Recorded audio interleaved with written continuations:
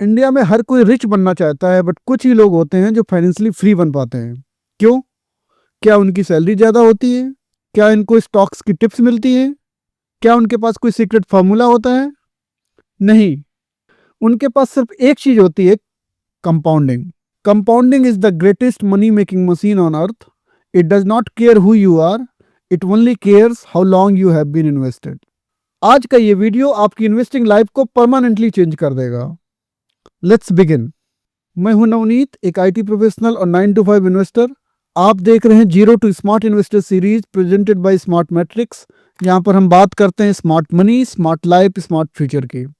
आज हम समझेंगे कि कंपाउंडिंग क्या होता है, टाइम, पैसेंस और डिसिप्लिन का क्या रोल होता है, why time beats money, why time beats talent, कैसे 5000 पर मंथ इन्वेस्ट करके आप करोड़पति बन सकते हो, रूल ऑफ 72, समझेंगे वो मिस्टेक्स जो कंपाउंडिंग को डिस्ट्रॉय कर देती हैं, और फिर समझेंगे स्टेप बाय स्टेप प्रोसेस। सबसे पहले समझते हैं कंपाउंडिंग क्या होती है। कंपाउंडिंग का सिंपल मतलब होता है इंटरेस्ट ऑन इंटरेस्ट। उसका क्या मतलब है? आपके इंटरेस्ट पे इंटरेस्ट मिलना।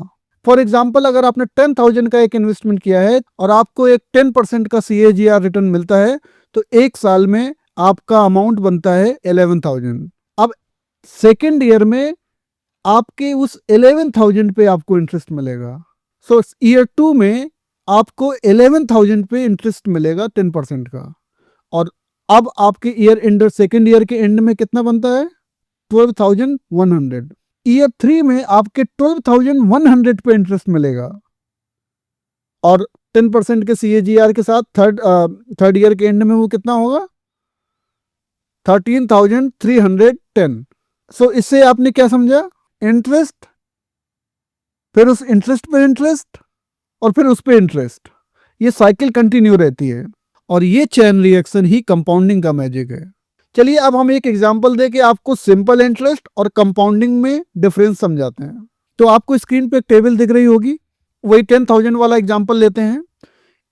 पहले कॉलम में सिंपल इंटरेस्ट वाला कैलकुलेशन करेंगे और सेकेंड कॉलम में कंपाउंडिंग का कैलकुलेशन करेंगे।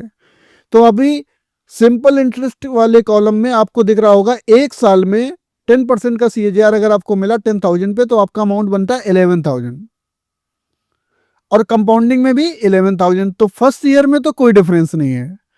एक्चुअल डिफरेंस स्टार्ट होता है सेकेंड ईयर ऑनवर्ड्स। अब सिंपल इंटरेस्ट में सेकेंड ईयर में आपका अमाउंट होता है 12,000, लेकिन कंपाउंडिंग वाले में होता है 12,100। सो अब दोनों का एग्जाम्पल अगर सिंपल वाले में अगर समझेंगे तो आपको जो भी इंटरेस्ट मिलेगा 12,000 पे मिलेगा, बट अगर कंपाउंडिंग लगती है तो आपके 12,100 पे मिलेगा।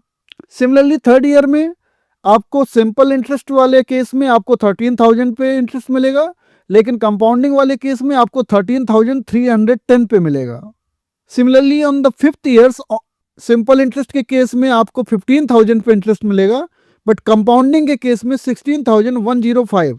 ऐसे ही सिंपल अगर आप 10 ईयर्स की बात करें तो सिंपल इंटरेस्ट के केस में वो अमाउंट बनेगा 20,000, हाउएवर कंपाउंडिंग के केस में वो बनेगा 25,937। सो ये डिफरेंस है। सिंपल वाले में आपको केवल जो आपका प्रिंसिपल अमाउंट है वो बढ़ता जाता है, उस पर OC पे अमाउंट मिलता है, बट जो कंपाउंडिंग में होता है, जो आपका प्रिंसिपल अमाउंट, उसमें जो इंटरेस्ट मिला, वो टोटल अमाउंट जो बना उस पर अगले साल इंटरेस्ट मिलेगा आपको। चलिए अब हम एक रियल लाइफ एग्जांपल से इसको समझते हैं। अगर रोहित ने 10,000 डिपॉजिट किया बट वो सिंपल इंटरेस्ट लेता है, तो उसको 10 साल में अमाउंट मिलेगा उसको 20,000। बट समीर कंपाउंडिंग लेता है तो उसको 10 सालों में अमाउंट मिलेगा 25,937। सो ये डिफरेंस है दोस्तों।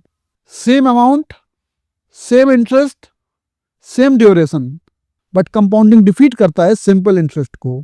चलिए अब हम कंपाउंडिंग के 3 इंग्रेडिएंट्स की बात करते हैं। कंपाउंडिंग 3 चीजों से बनता है। फर्स्ट इज प्रिंसिपल, आप कितना इन्वेस्ट कर रहे हो। सेकेंड, इंटरेस्ट रेट, 10%, 12%, 15%, ये मार्केट डिसाइड करता है। And third is time, the most powerful ingredient, और ये आप कंट्रोल कर सकते हो, ये आपके हाथ में होता है। आप प्रिंसिपल कंट्रोल कर सकते हो, कभी कभी आप रेट को भी कंट्रोल कर सकते हो, बट टाइम ही कंपाउंडिंग का एक्चुअल मैजिक एक्टिवेट करता है। चलिए अब हम समझते हैं व्हाई टाइम बीट्स टैलेंट। दोस्तों ये एग्जांपल लाइफ चेंजिंग है। इसमें हम दो लोग, पर्सन ए और पर्सन बी का एग्जाम्पल लेके आपको पूरी स्टोरी क्रिएट करके दिखाते हैं।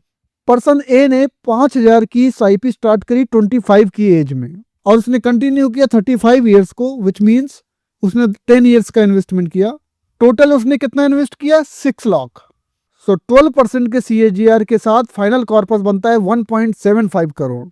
वही पर्सन बी सेम 5,000 का SIP करता है, बट उसने अपनी जर्नी स्टार्ट करी थी 35 ईयर्स में, और वो कंटिन्यू करता है 60 ईयर्स तक। वो कितना टाइम देता है? 25 ईयर्स। और उस 25 ईयर्स में उसने कितना अमाउंट इन्वेस्ट किया? 15 लाख। और टोटल कॉर्पस 12% के CAGR के साथ कितना बनेगा? 1.35 करोड़। सो पर्सन ए ने सिर्फ 10 ईयर्स इन्वेस्ट किया और पर्सन बी ने 25 ईयर्स इन्वेस्ट किया। फिर भी पर्सन ए के पास ज्यादा पैसा है 60 ईयर्स के बाद। रीजन? ए ने कंपाउंडिंग को टाइम दे दिया, जबकि बी ने लेट स्टार्ट किया। Time always beats money. दोस्तों, अब हम 5,000 पर मंथ का एग्जांपल लेके आपको ये समझाएंगे कि आप करोड़पति कैसे बन सकते हैं। चलिए एक रियल सिमुलेशन देखते हैं। अगर आपने 5,000 पर मंथ इन्वेस्ट किया और आपको एज्यूम करते हैं कि 12% का CAGR मिलेगा, तो 10 ईयर्स में आपने टोटल इन्वेस्ट किया 6 लाख और फाइनल वैल्यू बनेगी 11 लाख की। 20 ईयर्स में आपका टोटल इन्वेस्टेड अमाउंट रहेगा 12 लाख और फाइनल वैल्यू बनेगी 45 लाख।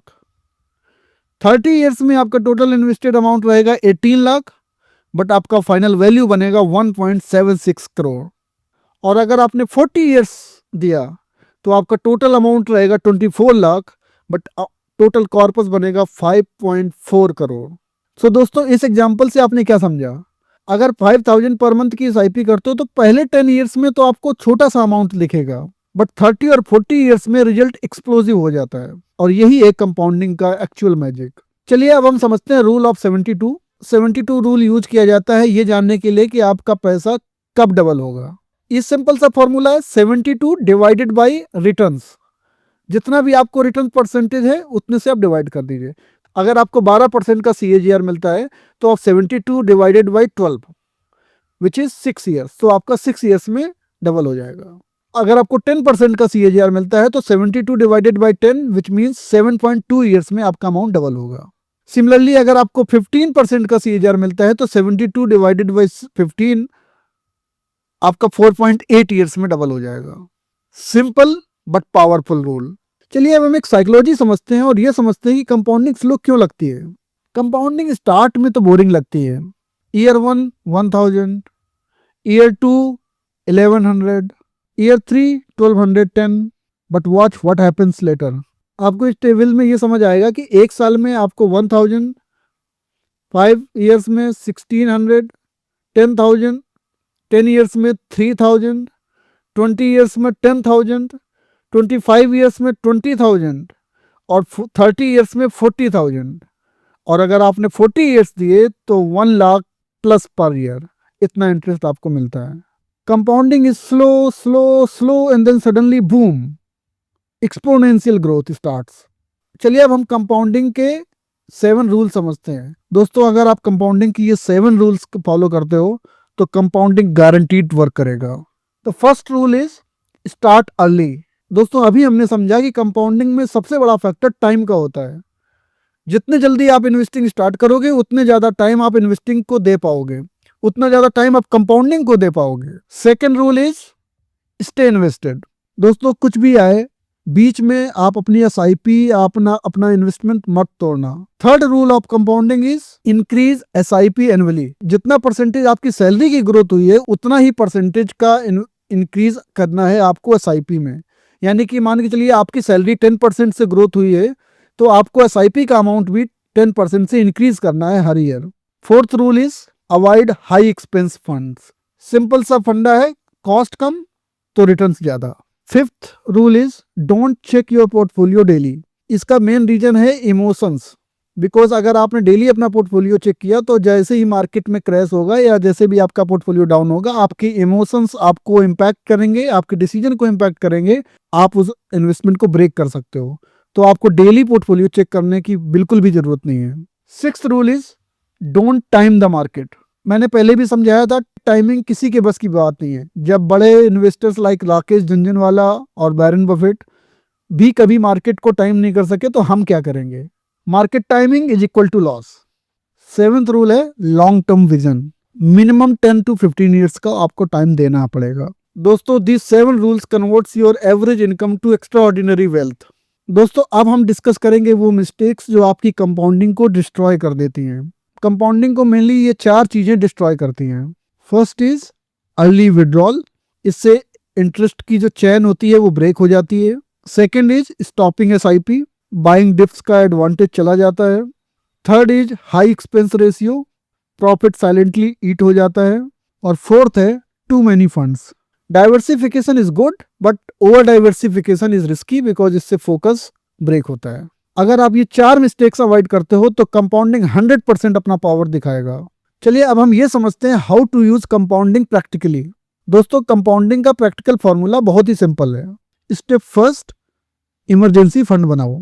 स्टेप 2, हेल्थ और टर्म इंश्योरेंस दोनों परचेज करो। थर्ड, निफ्टी 50 या सेंसेक्स के इंडेक्स फंड में SIP स्टार्ट करो। Fourth, stay invested for at least 10 years. Fifth, salary बढ़े SIP का अमाउंट बढ़ाओ। सिक्स्थ, पोर्टफोलियो का ईयरली रिव्यू करो। और सेवेंथ, मार्केट डिप में पैनिक नहीं, होल्ड करो। और बोनस टिप, अगर मार्केट क्रैश हो तो फंडामेंटल स्ट्रॉन्ग कंपनीज में इन्वेस्ट करो। कंपाउंडिंग फाइनेंशियल वर्ल्ड का सबसे पावरफुल फार्मूला है। It beats talent, intelligence, predictions, market timing. बस एक चीज चाहिए, टाइम। अगर आप टाइम दोगे, डिसिप्लिन दोगे, पैसेंस दोगे तो कंपाउंडिंग आपको फाइनेंशियल फ्रीडम जरूर देगी। दोस्तों ये था हमारा आज का कंपाउंडिंग मास्टर क्लास। हमें ये वीडियोस क्रिएट करने में बहुत सारी मेहनत लगती है, बहुत सारा टाइम लगता है। अगर आपको ये वीडियो हेल्पफुल लगे, अगर आपको हमारी ये series 0 to smart investor series आपकी इन्वेस्टिंग जर्नी में थोड़ा सा भी वैल्यू क्रिएट करे तो हमारे वीडियो को लाइक करिए, चैनल को सब्सक्राइब करिए। मिलते हैं नेक्स्ट वीडियो में, तब तक स्टे स्मार्ट, स्टे इन्वेस्टेड।